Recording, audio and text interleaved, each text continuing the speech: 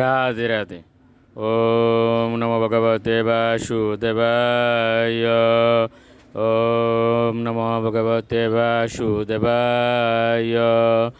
ওম নমো ভগবতে বাসুদেবায়। শ্রীমদ্ ভাগবত তৃতীয় স্কন্দ স্থানম সৃষ্টি স্থিতি দ্বাত্রিংশতি অধ্যায় সকামকর্মের বন্ধন। শ্লোক 1। কপিল উবাচ অত ইয়ো গৃহমেদিয়ান ধর্মানেব আবসন গৃহে কামম অর্থম চ ধর্মানসান দুগ্ধি ভূয় পিপর্তিতান। অনুবাদ: ভগবান বললেন, যে ব্যক্তি গৃহবতীর জীবন অবলম্বন করে জড়জাগতিক উন্নতি সাধনের জন্য ধর্ম অনুষ্ঠান করে এবং তার ফলে সে অর্থনৈতিক উন্নতি সাধন এবং ইন্দ্রিয় তৃপ্তি সাধনের বাসনা চরিতার্থ করে, সে বারবার একইভাবে আচরণ করে। শ্লোক 2।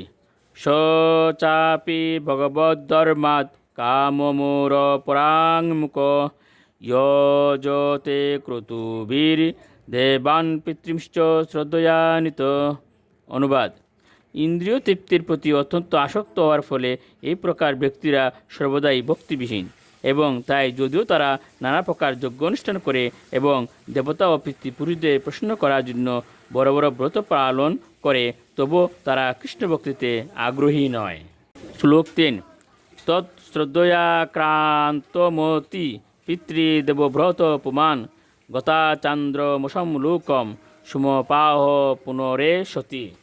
অনুবাদ: এই প্রকার বিষয়াসক্ত ব্যক্তিরা ইন্দ্রিয় সুখভোগের প্রতি আকৃষ্ট হয়ে এবং পিতৃ ও দেবতাদের প্রতি শ্রদ্ধাযুক্ত হয়ে চন্দ্রলোকে উন্নীত হতে পারে, যেখানে তারা সুমরস পান করতে পারে। তারপর তারা পুনরায় এই লোকে ফিরে আসে। শ্লোক 4।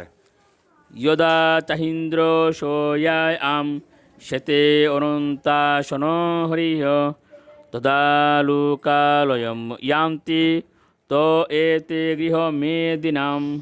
অনুবাদ: পরমেশ্বর ভগবান শ্রীহরি যখন অনন্ত শেষ নামক সর্পসজ্জায় শায়িত হন, তখন চন্দ্রলোক আদি স্বর্গলোক সহ বিষয়াসক্ত ব্যক্তিদের সমস্ত লোক ধ্বংস হয়ে যায়। শ্লোক 5।